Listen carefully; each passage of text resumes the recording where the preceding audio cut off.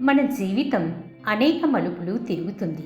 కొన్నిసార్లు మనం అవమానం ఎదుర్కొనాల్సి వస్తుంది. అలాంటి సమయంలో మనం మన గౌరవాన్ని నిలబెట్టుకోవడం ఎంతో అవసరం. చిటికెలో కోపం తెచ్చుకుని ప్రతిస్పందించడం కాకుండా సంయమనంతో వ్యవహరించడం తెలియాలి. ఇక అవమానం ఎదురైనప్పుడు గౌరవాన్ని కాపాడుకోవడానికి 10 ముఖ్యమైన సూత్రాలు చూద్దాం. సంయమనాన్ని పాటించండి. అవమానం ఎదురైనప్పుడు మన సహజ ప్రతిస్పందన కోపం, బాధ లేదా ప్రతీకారం కావచ్చు. కానీ అలా కాకుండా మన మనసును కంట్రోల్ చేసుకోవడం చాలా ముఖ్యం.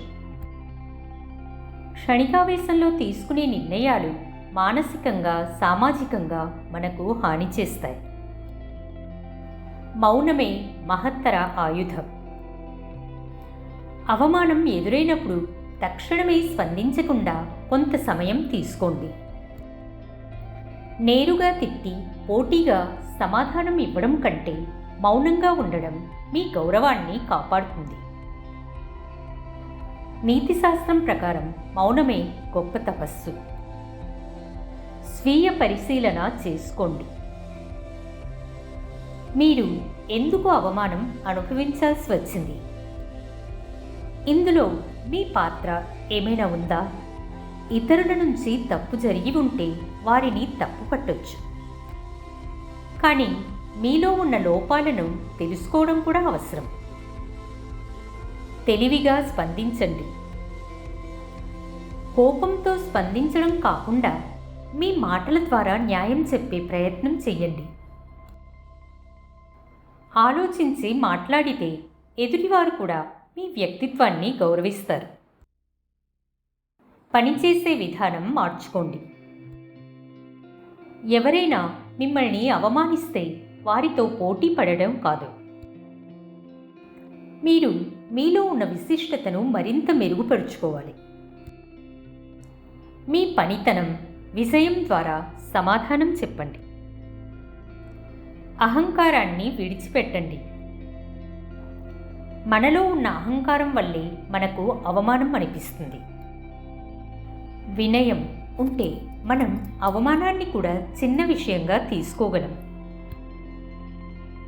కాబట్టి అహంకారాన్ని తగ్గించుకోవడం ఎంతో అవసరం. నమ్మకమైన వ్యక్తులతో మాట్లాడండి. మీరు బాధపడుతున్నప్పుడు మీకు నమ్మకమైన కుటుంబ సభ్యులు, స్నేహితులతో మాట్లాడండి. వాళ్ళ సలహాలు, ఊరట మీ మనసుకు శాంతినిస్తుంది. అవమానం మీ శక్తిగా మలుచుకోండి.